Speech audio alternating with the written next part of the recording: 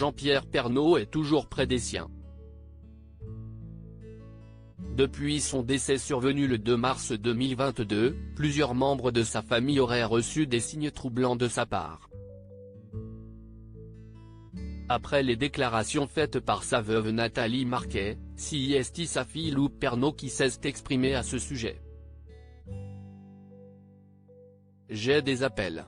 Par exemple, j'ai eu ma télé qui s'allumait toute seule et qui disait ton papa serait fier de toi, ou alors il y a la musique Papa Outé qui passe dans un taxi, je dis si mon père voyait ça et d'un coup, la radio bug et ne marche plus.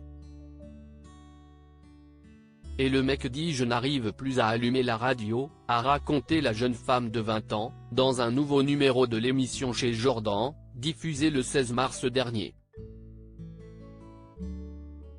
Dans une interview accordée à Ciné Télé Revue en mai dernier, Nathalie Marquet s'était déjà confiée sur ces manifestations provenant de l'au-delà.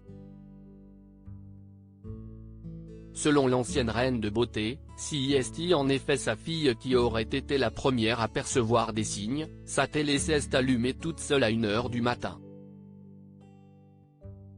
Il y avait un film où un homme disait « Je suis fier de toi, ma fille ». Et elle s'est éteinte juste après, avait-elle indiqué. Quant à son fils Tom, il était fou de rage de ne pas avoir de signes, selon sa mère. Le soir du débat présidentiel, il était devant une photo où il n'a pas arrêté de dire « Papa, fais-moi un signe ». D'un seul coup, nos deux télés se sont arrêtées net, l'image était figée, avait-elle raconté à l'époque. Supérieur à obsèques de Jean-Pierre Pernaut, famille et célébrités réunies pour un ultime hommage à Jean-Pierre Pernaut, c'est signe qu'il envoie à Nathalie Marquet. Si Nathalie Marquet peine encore à faire le deuil de son mari, elle assure qu'elle reçoit, elle aussi, des signes de sa part.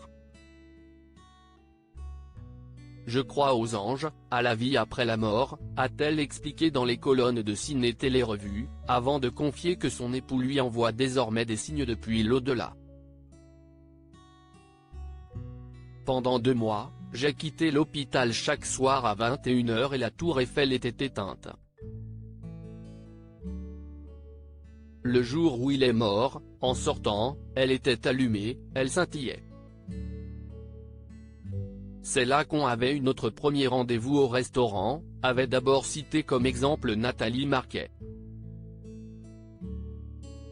Mais ce n'est pas le seul phénomène étrange que la veuve du journaliste a remarqué.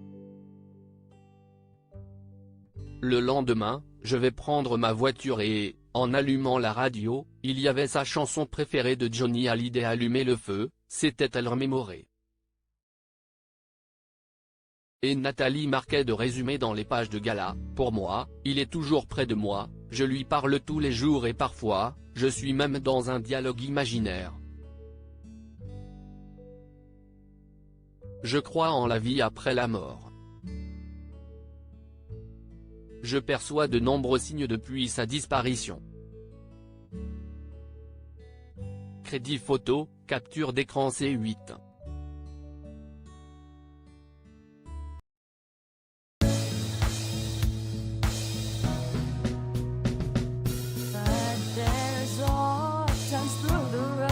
I've been